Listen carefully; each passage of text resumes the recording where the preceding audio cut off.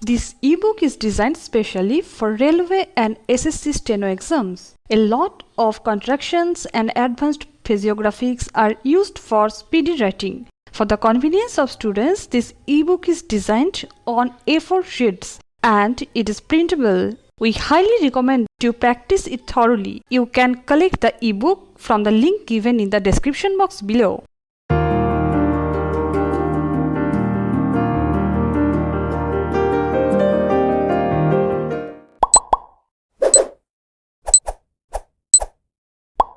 The record revealed that the state government was seized with the issue as to whether, after the order of the hearing authority dated 25/4/2008, publication of the modified scheme was required as per law or not.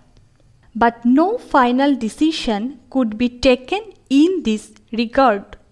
And ultimately, as per the note sheet dated 31/5/2013, the state government proposed to cancel/withdraw the proposal for modification of the scheme dated 5/8/2005, but no final decision could be taken even on this issue, and the matter remained pending, awaiting the opinion of the legal remembrancer in the matter. In view of the above discussion, this court is of the view that in the absence of any decision of the state government approving the modified scheme dated 5/8/2005 as envisaged under section 102 (1) of the Act 1988, as per the dictum in Rashid Javed's case (supra), the route in question continues to be a notified nationalized route in respect of which the state transport undertaking and the persons mentioned in the notified scheme or persons legally entitled to ply as successor in interest alone are entitled to ply. It being so, the rejection of the application of the opposite parties for grant of permit on the said route on the ground of it being a nationalized route did not suffer from any error, and it would not be amendable to an appeal under section 89 of the Act 1988. It being so, the very basis for rejection of the application for impleadment filed by the petitioner herein by the appellate authority, as also denying him a right of hearing, falls to the ground.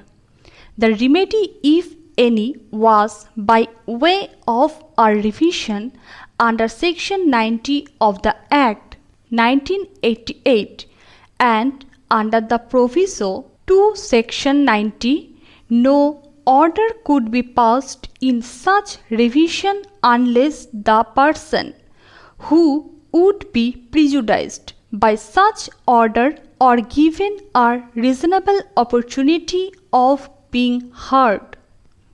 Had the private opposite parties filed such a revision, the revisional court would have considered the question of locus standi in the light of the aforesaid proviso. Suffice it to say that a specific assertion has been made in the paragraph 4 of the writ petition that the applicants and their predecessors in interest were permitted to ply the vehicle on the route in question as per the scheme notified, which has not been specifically and categorically denied either by the private opposite party or by the state in their counter affidavit. In fact, it has been admitted in the counter affidavit that the petitioner is plying on the route in question.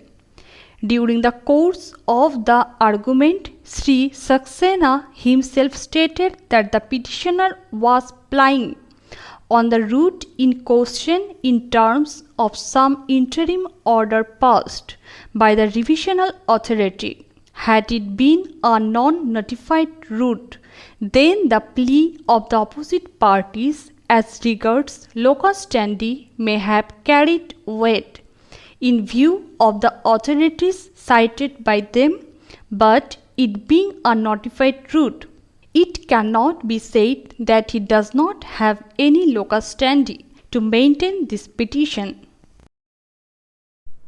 If you have liked the video, hit the like button and consider subscribing.